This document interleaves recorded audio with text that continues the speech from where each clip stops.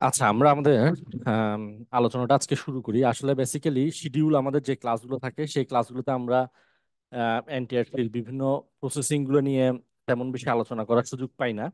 আর এক একজনের মনে আসলে এক এক ধরনের কোয়েশ্চেন থাকে এবং বিভিন্ন কনফিউশন গুলো থাকে।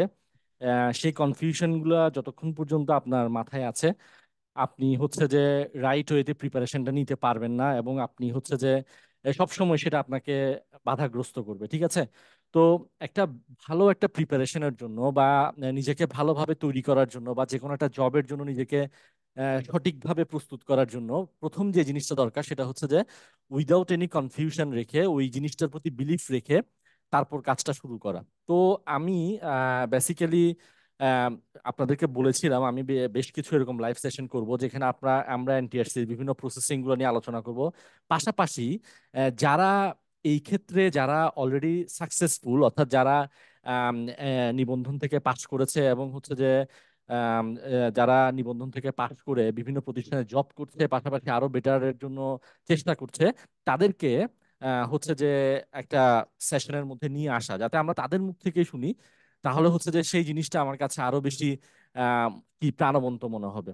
আর আরেকটা ব্যাপার হচ্ছে যে এখানে যে আপনি যদি এই জিনিসগুলো একটু খেয়াল করেন তাহলে আপনার কাছেও একটা কনফিডেন্স আপনি পাবেন। এবং বেশ কিছু কনফিউশন আসলে আমরা যে এই লাইনটাতে হচ্ছে যে কি এনটিআরসির এই প্রসেসগুলো নিয়ে যে জানে বা যে বুঝে তার থেকে যদি আপনি আইডিয়াগুলো পান সেটা হবে যে সব থেকে বেস্ট আইডিয়া, এবং সেই আইডিয়াটা নিয়ে আপনি আপনার প্রিপারেশনটাকে সুন্দরভাবে গুছাতে পারবেন এবং আপনার কনফিউশনগুলোকে দূর করতে পারবেন।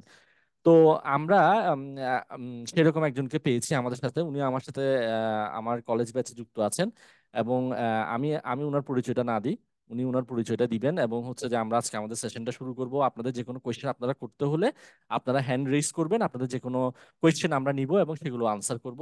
এবং আমিও বেশ কিছু কোয়েশ্চেন করব এবং সেগুলোর উনি আনসার দিবেন। এবং আশা করি আমরা খুব ভালো একটা সেশন আমরা করতে পারবো এবং আমাদের কনফিউশনগুলো আমরা দূর করে নিব। এবং আমরা নিজেদের যে ভুল ত্রুটিগুলো শুধরে আমরা রাইট ওয়েতে আমাদের প্রিপারেশনটা শুরু করব। ঠিক আছে? তাহলে আমি প্রথমে আপনার পরিচয়টা দিবেন আপনি। হ্যাঁ, আমি অফে যাচ্ছি, আপনি কথা বলেন।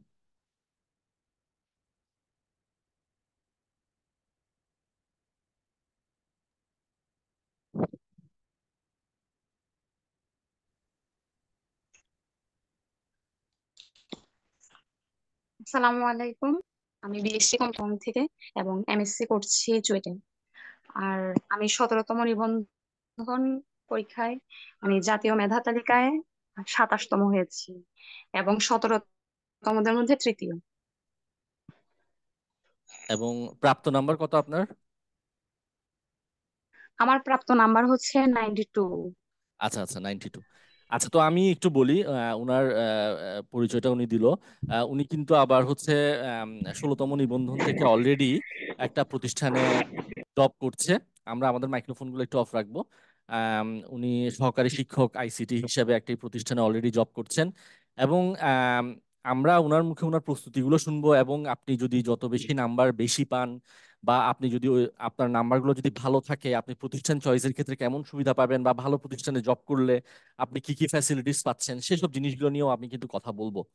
তো আমি প্রথমে আপনাকে যে প্রশ্নটা করব যে প্রথম প্রশ্নটা হচ্ছে এটাই যে আমরা বেসিক্যালি এই যে পঞ্চম গণবিজ্ঞপ্তি হওয়ার পর থেকে আমাদের মনে কিন্তু অনেক ধরনের কনফিউশন তৈরি হচ্ছে যে আসলে এত বেশি কম্পিটিটিভ এক্সাম, এইসব কম্পিটিটিভ এক্সামে নিজেকে মানে নিজের জায়গাটা আমি তৈরি করে নিতে পারবো কিনা বা এটা কতটুকু কঠিন একটা পথ, এই ধরনের বেশ কিছু কনফিউশন কিন্তু শুরুতে মাথায় চলে আসে। তো আপনি যখন প্রিপারেশন নিচ্ছিলেন এই ধরনের কোনো ভয় ভীতি বা কোন ধরনের টেনশন আপনার মধ্যে ছিল কিনা?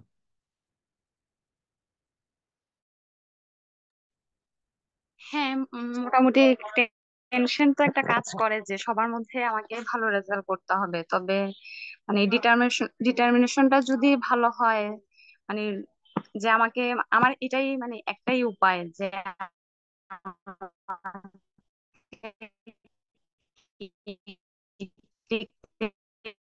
আচ্ছা, আপনার নেটওয়ার্কটা একটু ডিস্টার্ব করতেছে। হ্যাঁ, করতে হবে, মানে আপনার খুব ভালো একটা হ্যাঁ, মার্কস পেতে হবে। তো এ- সেই এই হিসাবে মানে সেই। হ্যাঁ হ্যাঁ, একটু নেটওয়ার্কটা ডিস্টার্ব করতেছে একটু, জাস্ট আর একটু। আচ্ছা, হ্যাঁ হ্যাঁ হ্যাঁ, এখন ঠিক আছে, এখন ক্লিয়ার আছে, এখন বলতে পারবেন।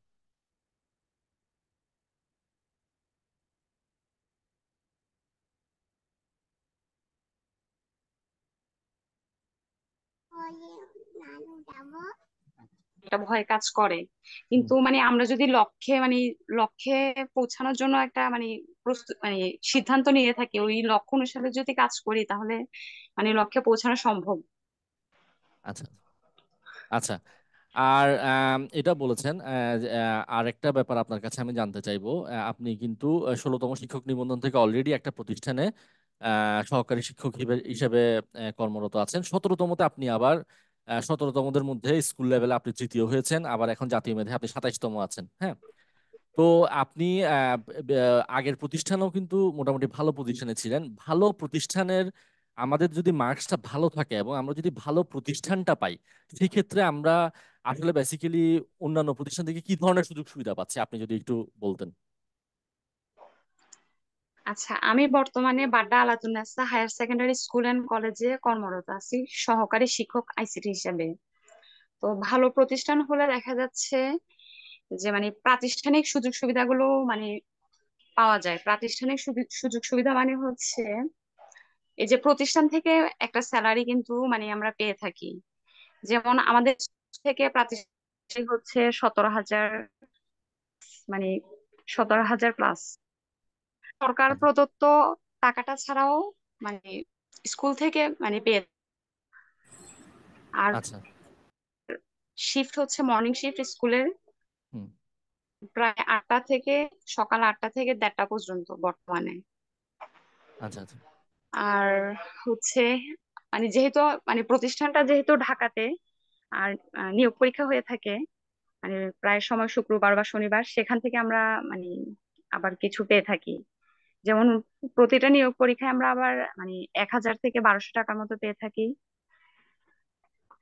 আর আচ্ছা, হচ্ছে ভালো স্কুল হলে স্টুডেন্ট যেহেতু বেশি, অন্যান্য সব সুযোগ সুবিধাও পাওয়া যায়। আপনাদের কি কোনো বোনাস দেয় ও স্কুল থেকে? স্কুল থেকে তো বোনাস দেয় অবশ্যই। হ্যাঁ, স্কুল থেকে জবটা স্থায়ীকরণ হওয়ার পর স্কুল থেকে বোনাস পাওয়া হয় 2 বছর পর। আচ্ছা আচ্ছা, ওইটা কত পার্সেন্ট বোনাস দেয়? আহ ওইটা এখন এক্সাক্ট বলতে আচ্ছা, পারবো না, আমি ভালোই চতুর্থ দেয়। আচ্ছা, আমি দ্বিতীয় আপনার তো। কথাটা তাহলে একটু সামারি করে দিই। উনি যেহেতু সহকারী শিক্ষক আইসিটি হিসেবে 10ম গ্রেডে চাকরি করছেন, তার মানে উনি 16,000 টাকা স্কেলে বেতন পাচ্ছেন। তো আপনি উনি সরকার প্রদত্ত যে টাকাটা পাচ্ছেন, যে মানে উনি যেহেতু এমপিওভুক্ত শিক্ষক, সরকার প্রদত্ত যে টাকাটা পাচ্ছেন, এর বাইরেও উনি উনার প্রতিষ্ঠান থেকে প্রাতিষ্ঠানিক বেতন হিসেবে পাচ্ছেন 70,000, অর্থাৎ 60,000 টাকা প্লাস। অর্থাৎ যে পরিমাণ টাকা উনি সরকার থেকে পাচ্ছেন, সম পরিমাণ টাকা উনি উনার প্রতিষ্ঠান থেকে পাচ্ছেন। এইটা শুধুমাত্রই পসিবল হয়েছে যেহেতু উনি উনার প্রতিষ্ঠানটা ভালো এবং উনার ভালো মার্কস ছিল, ভালো প্রতিষ্ঠানে জব হয়েছে, দ্যাটস ওয়াই উনি এই ফ্যাসিলিটিটা পাচ্ছেন। এর পাশাপাশি কিন্তু 2 বছর একটা প্রথম দিকে একটা পিরিয়ড থাকে, যে যে পিরিয়ডটার পরে হচ্ছে স্থায়ীকরণ হয়, জবটা স্থায়ীকরণ হয়। তো দ্যাটস ওয়াই ওই 2 বছর পরে উনি বোনাস থেকে শুরু করে বাকি সুযোগ সুবিধাগুলোও কিন্তু পাবেন। এর মধ্যে দেখেন 17তমতে উনি হচ্ছে যে আরো ভালো পজিশনে আছেন, উনি হয়তো আরো ভালো কিছুর জন্য চেষ্টা করবেন এবং চট্টগ্রামে আসার জন্য চেষ্টা করবেন।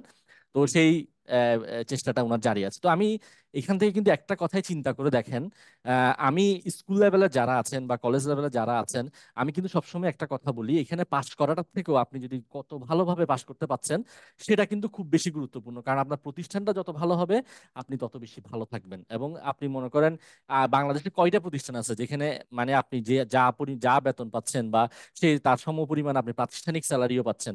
এটা কিন্তু অনেক কম প্রতিষ্ঠান আছে। তো ভালো নাম্বার পেলে এটাই হচ্ছে যে সুবিধা। তো আম, মোটামুটি আমরা জাস্ট আপনি সংক্ষিপ্তভাবে আপনার আপনার প্রিপারেশনটা, মানে আপনি যে উনি কিন্তু 16তম নিবন্ধন থেকে জব হয়েছে, 17তম নিবন্ধনে আবার 27তম, এদিকে কিন্তু উনি আবার কলেজ লেভেলেও কিন্তু নিবন্ধিত। তো কলেজ লেভেলে আরো বেটার পজিশনে আসার জন্য উনি আমার সাথে যুক্ত আছেন। তো আমি আশা করি উনি এর পরের বার আরো ভালো পজিশনে চলে আসবেন। তো আমি জাস্ট আপনার কাছে সংক্ষিপ্তভাবে জানতে চাইবো, আপনার প্রিপারেশনের প্রসেসটা কি ছিল, বা আপনি কি কি টেকনিক ফলো করেছেন লেখার সময়, বা কোনো ধরনের টেকনিক যদি আপনি ফলো করে থাকেন সংক্ষিপ্ত করে আপনি আমাকে একটু বলতে পারবেন। আর আপনাদের যারা কোয়েশ্চেন আছেন হ্যান্ড রেজ করে রাখবেন, আপনাদের থেকে কোয়েশ্চেনগুলোকে নিব।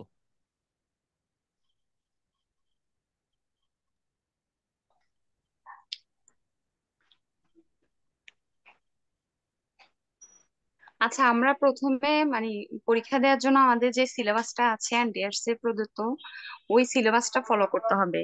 তো আমি আমি বেসিক্যালি কলেজের জন্যই প্রথম থেকে প্রস্তুতিটা নিয়েছি। মানে হুম। কলেজের প্রস্তুতিটা নিলে মানে স্কুলেরটা মোটামুটি কাভার হয়ে যায়। আর সিলেবাস অনুসারে পড়তে হবে।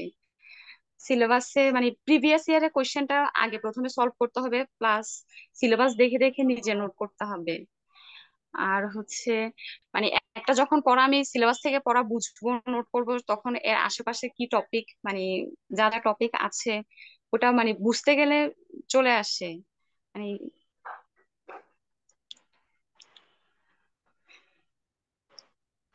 নিজে নোট করে পড়তে হবে, প্লাস মানে ইউটিউব থেকে সার্চ দিয়ে, তারপর হচ্ছে গুগল থেকে বা বিএসসি আমাদের বই থাকে, বিএসসির নোট আছে, ওইগুলো ফলো করতে হবে।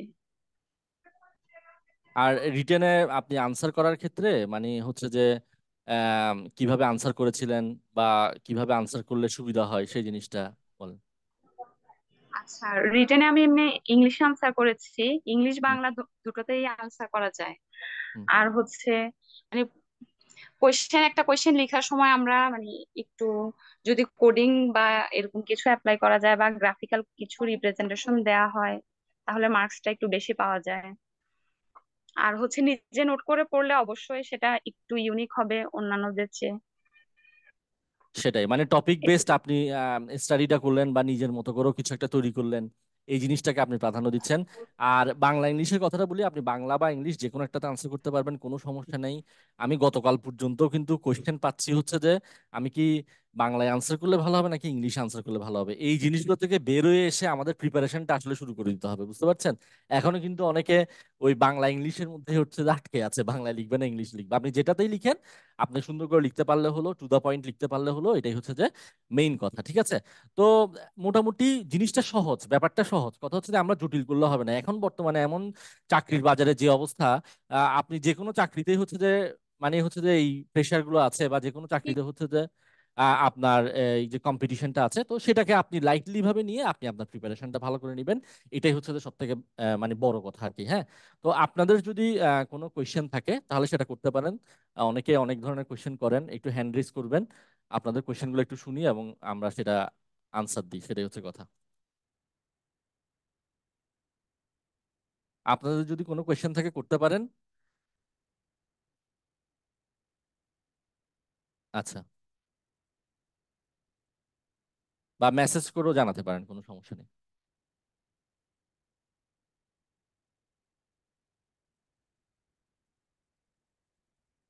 আচ্ছা ভাইয়া, আমি একটা কোশ্চেন করবো, সেটা হচ্ছে যে আপনাকে আর কি, যে আমাদের এখানে আপনার হ্যাঁ, যে ব্যাচ গুলা স্টার্ট হচ্ছে এটা একটু যদি বলে দিতেন, মানে ব্যাচ গুলা কিভাবে হচ্ছে বা কবে থেকে নতুন কোনো ব্যাচ স্টার্ট হচ্ছে কিনা।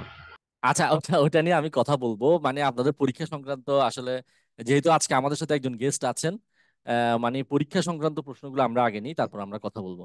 হ্যাঁ, রবিউল ভাই বলেন।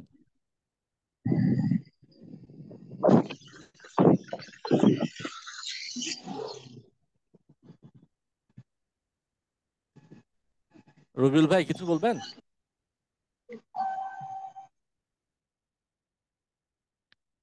আচ্ছা, একজন মেসেজ করেছেন হচ্ছে যে কোডিং এ কিভাবে ইমপ্রুভ করতে হবে।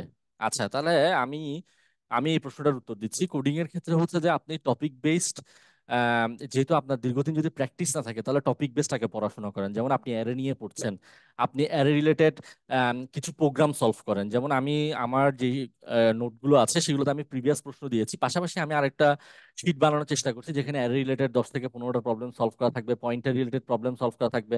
আপনি যদি কোডিং এর ডেভেলপমেন্ট করতে চান বা কোডিংটাকে ভালো পর্যায়ে নিয়ে যেতে চান, আসলে এনটিআরসি পরীক্ষায় যে কোডগুলো আসে সেগুলো কিন্তু একদম বেসিক লেভেলের। তো আপনি বেসিক লেভেলের ধরে ধরে আগে 10-15টা প্রবলেম সলভ করেন এবং সেই টপিকগুলো নিয়ে একটু পড়াশোনা করেন, সমস্যা নেই।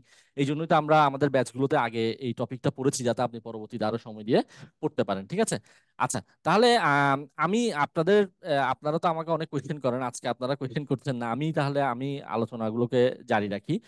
যে ব্যাপারটা হচ্ছে আপনি স্কুল লেভেলে মোটামুটি, আচ্ছা, আলামিন ভাই হ্যাঁ বলেন। আচ্ছা, মানে আমার প্রশ্নটা হইলো যে আপনার মানে যে কলেজ সিলেকশন যেটা হয় ওইটা কি পুরাটাই রিটার্ন মানে রিটার্ন এক্সামের মার্কের উপরে ডিপেন্ড করে? এটা একটা। আরেকটা সেকেন্ড প্রশ্ন হচ্ছে আপনার ওই যে মানে কলেজ এই স্যালারি ইস্যুর একটা কথা বলছিলেন, ওইটা আমি হুম। স্কিপ করে গেছি, তো ওইটা যদি একটু আরেকবার ক্লিয়ার করতেন। আচ্ছা, এখানে ব্যাপার হচ্ছে আমি বলছি, এখানে ব্যাপার হচ্ছে আপনার কলেজ লেভেলের চয়েসটা হচ্ছে যে সম্পূর্ণ ডিপেন্ড করে হচ্ছে যে আপনার রিটেন নাম্বারের উপর। এখানে ভাইবা বা হচ্ছে যে প্রিলির কোনো নাম্বার যুক্ত হবে না, শুধুমাত্র আপনার রিটেনে কত পেয়েছেন সেটার উপর আপনার হচ্ছে যে চয়েসটা আপনাকে দিতে হবে। আর স্যালারির ব্যাপারটা হচ্ছে যে যে প্রতিষ্ঠান যদি ভালো হয়, আমি যে জিনিসটা বলছিলাম, প্রতিষ্ঠান যদি ভালো হয় তাহলে আপনি ওই আপনার সরকার থেকে যে স্যালারিটা পাবেন তার পাশাপাশি প্রাতিষ্ঠানিক মানে প্রতিষ্ঠান থেকে আলাদা একটা ভালো অ্যামাউন্টের একটা স্যালারি আপনি পাবেন যদি আপনার প্রতিষ্ঠানটা যদি ভালো হয়। আপনি সরকার তো আপনাকে আপনার যে যেটা সরকারি যেটা টাকা আছে সেই টাকাটা আপনাকে পাঠিয়ে দিবে। কথা হচ্ছে যে এর পাশাপাশি প্রতিষ্ঠান যদি ভালো হয় আপনার এই প্রতিষ্ঠান থেকেও আপনি একটা ভালো পরিমাণের অ্যামাউন্টের একটা স্যালারি আপনি পাবেন, পাশাপাশি বোনাস থেকে শুরু করে সবকিছুই পাবেন। সেক্ষেত্রে আপনার রিটেন নাম্বার যদি ভালো হয় এবং সেক্ষেত্রে আপনি ভালো প্রতিষ্ঠান যদি ক্যারি করতে পারেন তাহলে হচ্ছে যে সেই জায়গায় আপনি সুযোগ সুবিধাগুলো পাবেন আর কি। হ্যাঁ, আচ্ছা, আরেকটা ছোট্ট হ্যাঁ, জিনিস হ্যাঁ, জানার হ্যাঁ, ছিল, সেটা হলো হ্যাঁ, মানে সব মিলায়ে আপনার হচ্ছে এই যে 18তম নিবন্ধনের এটা রিটার্ন এক্সামটা, হ্যাঁ, এটা হ্যাঁ। অ্যাপ্রক্সিমেট মানে কতদিন মানে টাইম আছে হাতে, এটা একটু এটা এখন এটা গেস মানে করাটা খুব কষ্ট এই হয়ে যাচ্ছে। কারণ আমি বলি ব্যাপারটা হচ্ছে এনটিআরসি এর প্রসেস গুলো কিন্তু আগে অনেক স্লো হতো, এখন মোটামুটি ফাস্ট আছে। কিন্তু কথা হচ্ছে যে আপনি, আমি বলবো যে আপনি যদি পরীক্ষার্থী 18তম নিবন্ধনের পরীক্ষার্থী হন তাহলে আপনি জুনের ফার্স্ট উইক ধরে আপনি পড়াশোনা করেন। এরপরে যদি টাইম বাড়ায় তাহলে আপনি রিভিশন দিবেন, সমস্যা নাই তো, এটা নিয়ে তো টেনশন করার কিছু নেই। হ্যাঁ, আপনি চিন্তা করবেন যে জুনের ফার্স্ট উইক অথবা জুনের মিডলে পরীক্ষা হবে, সেইটা ধরে আপনি প্রিপারেশনটা নিবেন, তাহলে দেখবেন যে আপনি একদম রাইট লাইনে আছেন। ঠিক আছে? তো অনেকে আমাদের সাথে যুক্ত আছেন, আপনাদের সাথে আপনাদের কোনো কোয়েশ্চেন থাকলে করতে পারেন। তো আমি এবার আপনাদেরকে, আমি আমাদের যে গেস্ট আছে, হ্যাঁ, হ্যাঁ, বলেন। স্যার আমার একটা প্রশ্ন ছিল। হ্যাঁ, হ্যাঁ, হ্যাঁ, বলেন। হ্যাঁ, হচ্ছে দেখা যায় অনেকের অনেক মত যায় প্রাইমারি আর নিবন্ধন মানে কোনটা বেটার, বা এক্ষেত্রে মানে চুজ করার ক্ষেত্রে কি কি জিনিসগুলা দেখবো, বা আসলেই কোনটা বেটার হবে। আচ্ছা, কঠিন প্রশ্ন। প্রাইমারি আর নিবন্ধনের মধ্যে কোনটা বেটার? এখন আমি হ্যাঁ কলেজ।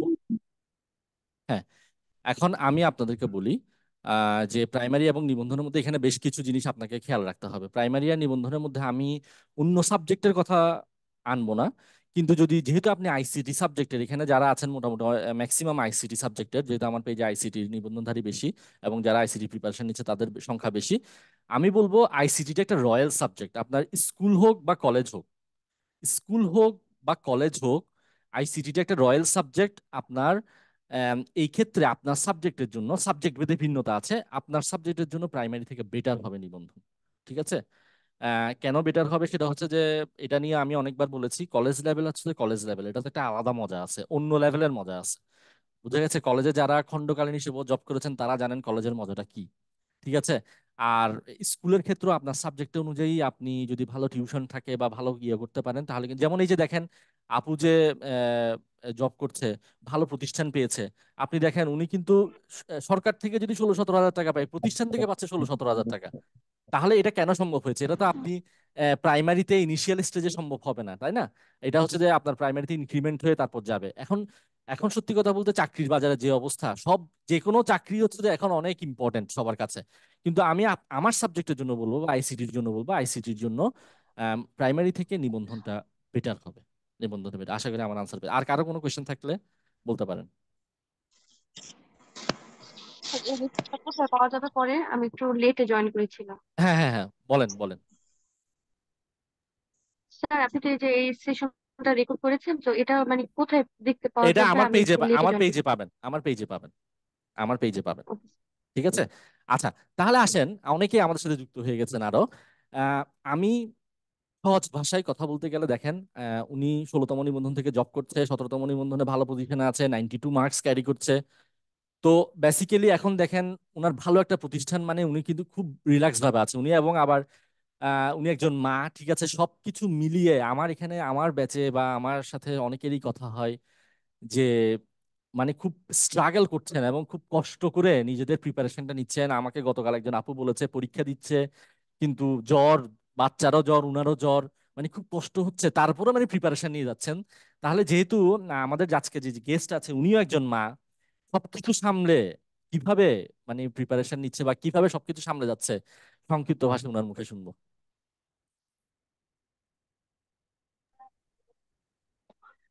আচ্ছা, আমি যখন মানে 17তম লিখিত পরীক্ষা দিচ্ছিলাম তখন আমার মানে বাবুর বয়স হচ্ছে 5 মাস। মানে বেসিক্যালি 5 মাস মানে হচ্ছে প্রথম দিক থেকেই বাবুকে অনেক সময় দিতে হয়, মানে সবকিছুর মানে অনেক বেশি টাফ হয়ে যায়। কিন্তু যদি লক্ষ্য থাকে যে না আমাকে, মানে একটাই লক্ষ্য থাকবে আমাকে ভালো মার্কস পেতে হবে, ভালো একটা মানে পজিশনে যেতে হবে, সে অনুসারে মানে প্রস্তুতি নিলে লক্ষ্যে পৌঁছানো সম্ভব।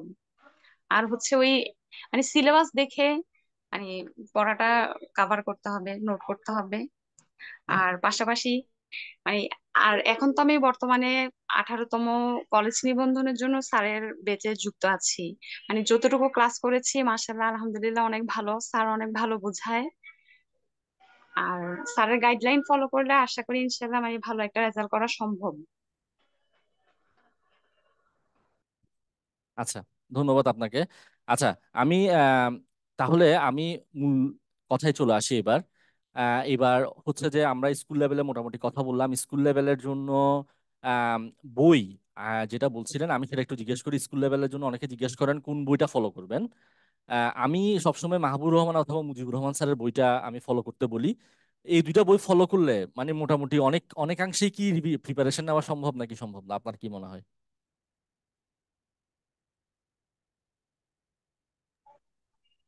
হ্যাঁ, ইন্টারমিডিয়েটের মাহবুবুর রহমান এবং মুজিবুর রহমান স্যারের বই ফলো করলে সেটা স্কুল লেভেল হোক কলেজ লেভেল হোক মানে দুটাতেই প্রায় আমার মতে 50% মোটামুটি কাভার হয়ে যায়।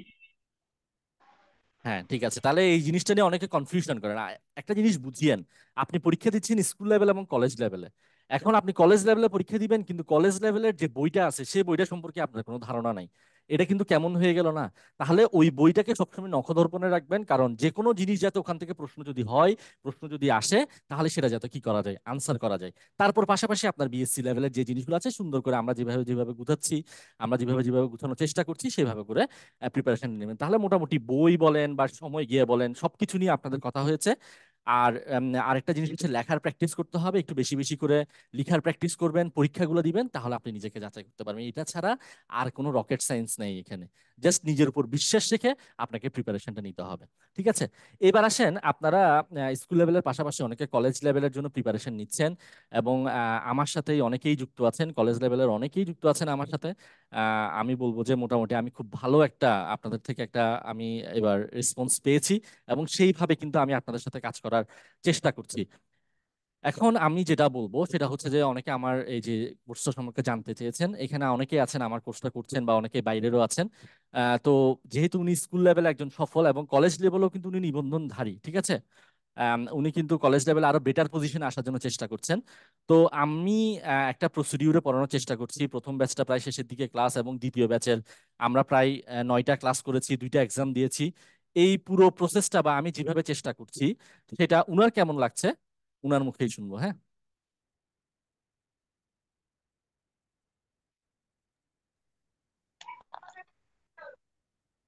আমি স্যার যেভাবে পড়াচ্ছে মানে খুব বেসিক থেকে শুরু করছে, কোডিং গুলোও বোঝাচ্ছে, থিওরিও বোঝাচ্ছে, প্লাস মানে প্রিভিয়াস এর যে কোয়েশ্চেন গুলো মানে কোয়েশ্চেন গুলো অ্যানালাইসিস করে পড়াচ্ছে স্যার। মানে প্লাস ওই মানে প্রিভিয়াস এর কোয়েশ্চেন মানে কোথা থেকে কোয়েশ্চেন আসছে এবং পরবর্তীতে আবার কোথা থেকে কোয়েশ্চেন হতে পারে এসব বিষয়ে স্যার মানে বেসিক থেকে মোটামুটি অ্যাডভান্স লেভেলেই বোঝাচ্ছে, প্লাস সবকিছু দেখাচ্ছে। আশা করা যায় মানে আমরা সকলেই ভালো একটা মার্কস মানে পাবো ইনশাল্লাহ। আচ্ছা আচ্ছা, ঠিক আছে, অনেক ধন্যবাদ। তো আপনাদের মোটামুটি কোর্স রিলেটেড আমি বেশি কথা বলবো না আজকে। আমি যেহেতু একজন জানতে চেয়েছেন আমি একটুখানি বলি। আমাদের 2টা কলেজ লেভেলের এবং একটা স্কুল লেভেলের ব্যাচ রানিং আছে মোটামুটি। আর কলেজ লেভেলে যারা ক্লাস করছেন এর মধ্যে আবার স্কুল লেভেলেও পরীক্ষা দিবেন, তাদেরকে আমি স্কুল লেভেলের ক্লাসগুলো লাইভ করার সুযোগ করে দিয়েছি আসলে যতটুকু সম্ভব। আর আমি সত্যিকার অর্থে আমি যেটা করছি সেটা হচ্ছে যে আপনাদের যদি আপনারা যে পরিশ্রমটা করছেন তার থেকে আমি মানে তার সমমান সমান না করতে পারি, তার থেকে তার সমান সমান করার চেষ্টা করছি আসলে, যাতে মানে জিনিসটাকে গুছিয়ে দেওয়া যায়। আসলে অনেকে বলেন যে মানে আমি পিডিএফ তৈরি করেছি বা আমি নোট তৈরি করেছি, শীট তৈরি করেছি, এটা থেকে আমি কত পার্সেন্ট কমন পাবো বা এটা পড়লে হবে কিনা শুধু।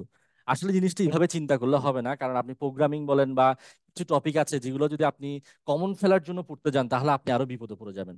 তো যেটা করতে হবে, আপনাকে 3টা লেয়ারে পড়াশোনা করতে হবে। প্রথম লেয়ারে হচ্ছে যে আপনার বেসিক জিনিসগুলোকে আয়ত্তের মধ্যে আনতে হবে। দ্বিতীয় লেয়ারে হচ্ছে প্রিভিয়াস প্রশ্নগুলো যে টপিক থেকে এসেছে সেই টপিকগুলো ক্লিয়ার করতে হবে। তৃতীয় লেয়ারে হচ্ছে আপনাকে যে যে টপিক থেকে আগে প্রিভিয়াস ইয়ারে প্রশ্ন এসেছে সেই টপিক রিলেটেড আর কি কি প্রশ্ন আসতে পারে সিলেবাস দেখে সেই জিনিসগুলো কভার করতে পারে, এই 3টা কভার করতে হবে। এই 3টা জিনিস যদি করতে থাকেন আপনি, তাহলে অনেক ভালো একটা পজিশনে কি চলে যাবে। আর সব থেকে বড় কথা হচ্ছে প্রিপারেশন ভালো থাকাটা বড় ব্যাপার না, আপনি কতটুকু পরীক্ষার হলে গিয়ে লিখে আসতে পাচ্ছেন, কতটুকু সেখানে পারফর্ম করতে পারছেন, সেটা হচ্ছে বড় কথা। সেই জন্য কিন্তু আমি ক্লাসের পাশাপাশি এগুলো ক্লাসের মধ্যে অন্তর্ভুক্ত করিনি, 30টা ক্লাসের পাশাপাশি 8টা এক্সাম রেখেছি, যেখানে আপনি প্রত্যেকটা টপিক রিলেটেড এক্সামগুলো দিতে পারবেন, নিজেকে যাচাই বাছাই করতে পারবেন এবং নিজেকে নিজের সিচুয়েশনটা বুঝতে পারবেন যে আপনি কোন সিচুয়েশনে আছেন। এটা সম্পূর্ণ একটা হচ্ছে গাইডলাইন, যে গাইডলাইন মেনটেন করে আপনি আপনার প্রিপারেশনটাকে সহজভাবে গুছিয়ে নিতে পারবেন। কারণ আপনাকে যদি নতুনভাবে জিনিসগুলোকে অ্যানালাইসিস করতে হয় তাহলে তো একটু সময় লাগতে পারে, কিন্তু আমি অনেস্টলি যেটা বলি সেটা হচ্ছে যে যদি আপনার সবার সিচুয়েশনটা সেম না, সবার সেম পজিশনে থাকে না, সবার সেম সিচুয়েশনে থাকে না, এক একজনের সিচুয়েশনটা এক এক রকম থাকে। আমি এতজনের সাথে কথা বলেছি এবং এতজনের প্রবলেমের কথা শুনেছি, এই প্রবলেমগুলোকে ওভারকাম করে সবাই যে চেষ্টা করছে সেই চেষ্টাতে আমি জাস্ট একটা গাইডলাইন দেওয়ার চেষ্টা করছি এবং আপনাদের এই প্রস্তুতিটা যাতে সহজ হয় সেই কাজটা করার চেষ্টা করছি। এবং এখন পর্যন্ত আপনাদের কাছ থেকে আমি ভালো একটা রেসপন্স পেয়েছি এবং আমার টার্গেট থাকবে এই জিনিসগুলোকে আরো সামনের দিকে আরো বেটার করা, আরো একটা বেটার পজিশনে নিয়ে যাওয়া। যতটা ভালোভাবে যতটা সুন্দরভাবে প্রিপারেশনটা নিয়ে যাওয়া যায় সেই চেষ্টাটা করা, ঠিক আছে। পাশাপাশি আপনাদেরকেও চেষ্টা করতে হবে যে গাইডলাইনটা দিচ্ছি সেই অনুসারে আপনাদেরকে পড়াশোনা করতে হবে। প্রিভিয়াস কোশ্চেন অ্যানালাইসিস করে পড়াশোনা করেন, আশা করি কোনো সমস্যা হবে না।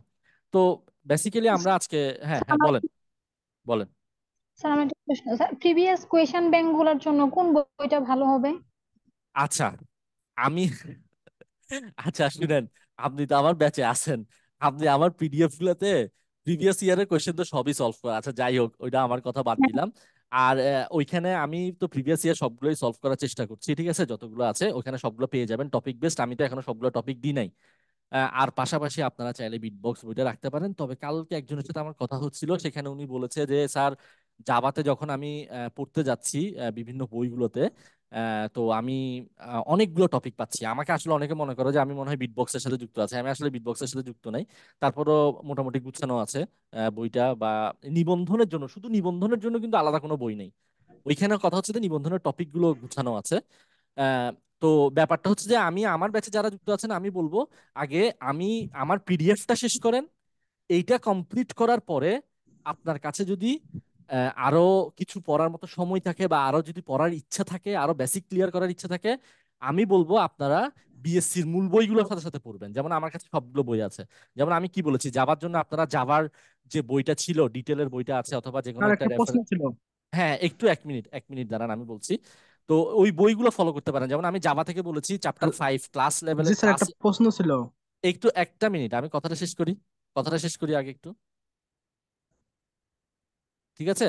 তো জাভার ওই বইগুলো আপনারা দেখতে পারেন, বা সি এর জন্য আপনারা সি এর যে কোনো একটা বেসিক বই পড়তে পারেন একটু ডিটেল, যেমন নিউটনের বাংলা সি বইটা খুব ভালো।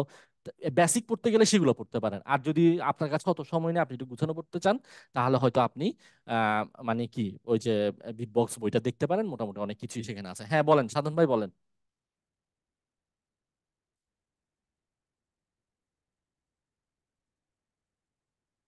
হ্যাঁ এখন প্রশ্ন করতে পারবেন, সাধন ভাই আছেন? ভাইয়া মনে হয়নি। স্যার একটা প্রশ্ন ছিল। হ্যাঁ হ্যাঁ বলেন বলেন।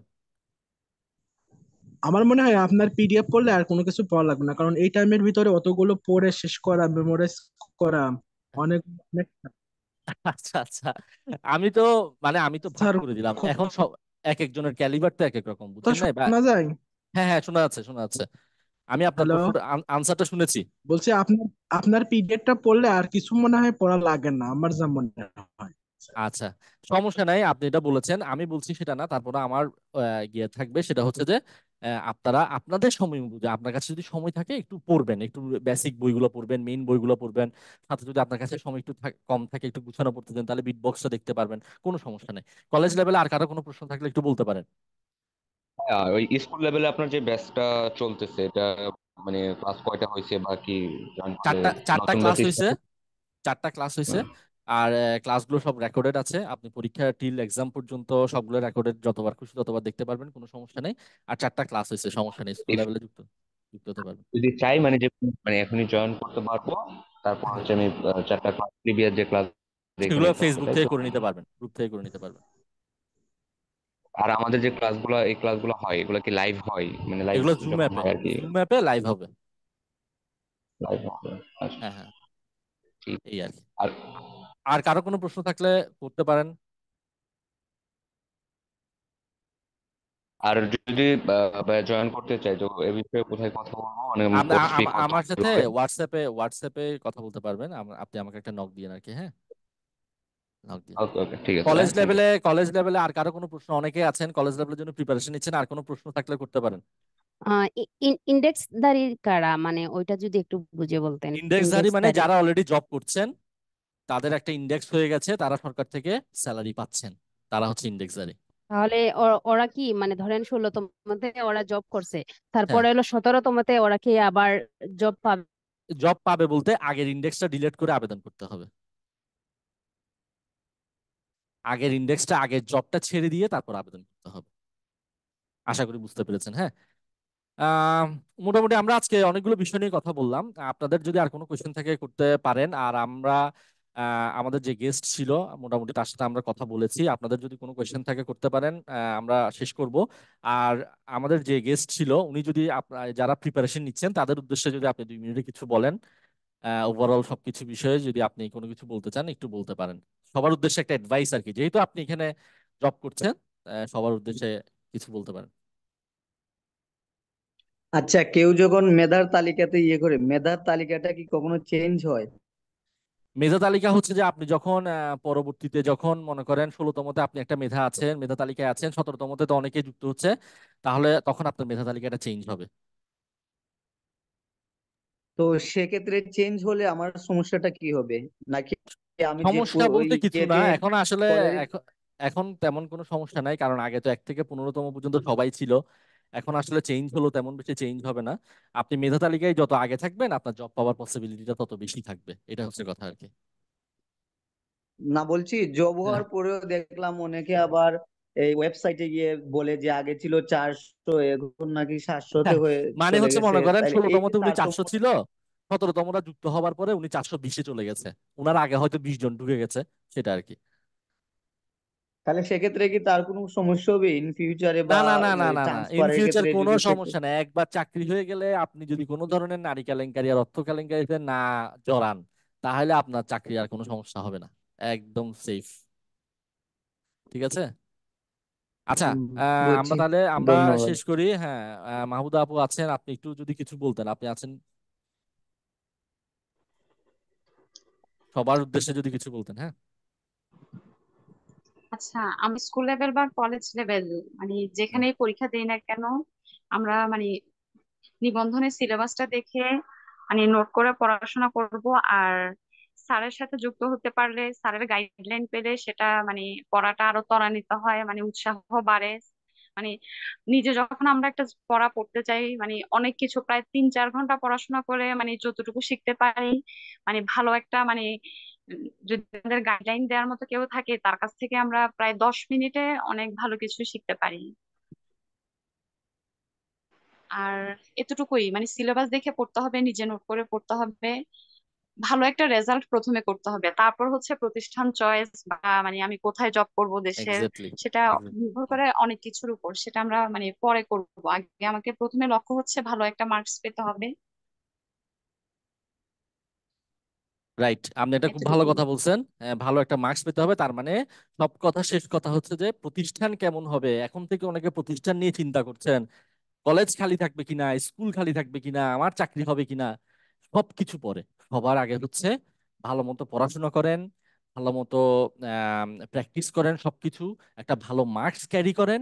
এরপর আপনি আপনার প্রতিষ্ঠানগুলো, তার মানে এখন আপনি স্টেপ বাই স্টেপ ভাগ করে ফেলেন।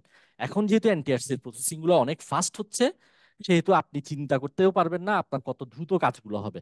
আর উনি আমার কথা বলেছেন অবশ্যই, তবে আমি বলবো যে আপনি যদি, আপনার যদি বেসিক ভালো থাকে, আপনার যদি নিজে আপনার পড়াশোনাটা হচ্ছে, আপনি নিজে নিজে প্রিপারেশন নেন, কোনো সমস্যা নাই। কিন্তু কথা হচ্ছে যে এনটিআরসি এর প্রসেসটা অনেক বড়, ধাপে ধাপে আপনার বিভিন্ন ধরনের ইনফরমেশন গুলো প্রয়োজন হবে, একটা গাইডলাইনের প্রয়োজন হবে। এই ধরনের কোনো হেল্পের প্রয়োজন হলে আপনি আমার সাথে কি করতে পারেন, যুক্ত হতে পারেন। আদারওয়াইজ আপনার যদি পড়াশোনাটা ঠিকঠাক মতো আপনি চালাতে পারেন, আপনি নিজে পড়েন, যে কোনো গাইডলাইনের জন্য আমাকে যে কোনো সময় আমাকে কি করতে পারবেন, আমাকে বলতে পারবেন, আমি হেল্প করব। যারা আমাকে আমার যতটুকু সময় আছে আমাকে ফোন দিয়ে আমি কিন্তু সাহায্য করি বা একটা গাইডলাইন দেওয়ার চেষ্টা করি, ঠিক আছে? এটাই হচ্ছে সব থেকে, তাহলে সব থেকে বড় টার্গেট পরের প্রতিষ্ঠান পরে, আগে আপনারা ভালো করে পড়াশোনা করেন, ভালো একটা নাম্বার ক্যারি করেন, এরপর দেখবেন যে অটোমেটিক সবকিছু হয়ে যাবে, ঠিক আছে? এটাই ছিল আমাদের আজকে সেশনটা। আমাদের সাথে আজকে যুক্ত থাকার জন্য আপনাকে অনেক ধন্যবাদ। অনেক সময় বের করে আমাদেরকে দিচ্ছেন, এটার জন্য ধন্যবাদ। আপনার থেকেও শুনছি এবং আমি অনেকগুলো কথা বলছি। আশা করি সেশনটা যারা নতুন আছে তাদের অনেক বেশি কাজে লাগবে, এবং পরবর্তীতে এরকম আমরা অনেকগুলো সেশন করব। এই সেশনগুলো পেলে আসলে কি হয়, আমাদের উৎসাহটা বাড়ে আর কি, ঠিক আছে? তো আমরা আজকে এখানে শেষ করছি। সবাই ভালো থাকবেন, সুস্থ থাকবেন, আর সবার জন্য অনেক অনেক শুভকামনা। সবাই ভালো করে পড়াশোনা করেন, আশা করি সবার সবার খুব ভালো জায়গায় একটা জব হবে এবং ভালো জায়গায় ভালো প্রতিষ্ঠানে আপনারা কাজ করতে পারবেন। এটা সবার জন্য শুভকামনা রইল। সবাইকে অনেক ধন্যবাদ আজকে সেশনে যুক্ত থাকার জন্য।